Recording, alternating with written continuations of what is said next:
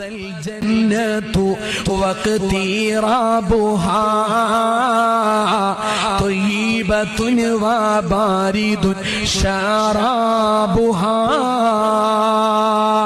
സ്വർഗമേ, നീ എന്നെ മാടി വിളിക്കുകയാണ്.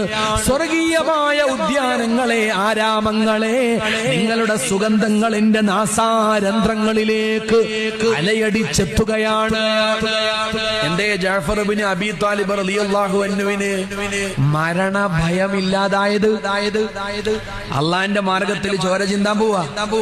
ആ ഒരു തുള്ളി ചോര മതി പരലോകത്ത് നരകത്തിൽ നിന്ന് കാവലാവാൻ. ആ ധൈര്യമാണ്. അതേപോലെ നമുക്ക് മരിച്ചു കടക്കുമ്പോ സന്തോഷത്തോടുകൂടെ കടക്കാൻ കഴിയണമോ? പ്രിയപ്പെട്ട മുഅ്മിനീങ്ങളെ, എന്റെ ഉമ്മമാരെ, സഹോദരങ്ങളെ, പരിശുദ്ധ റമളാനാണ് വരാൻ പോകുന്നത്.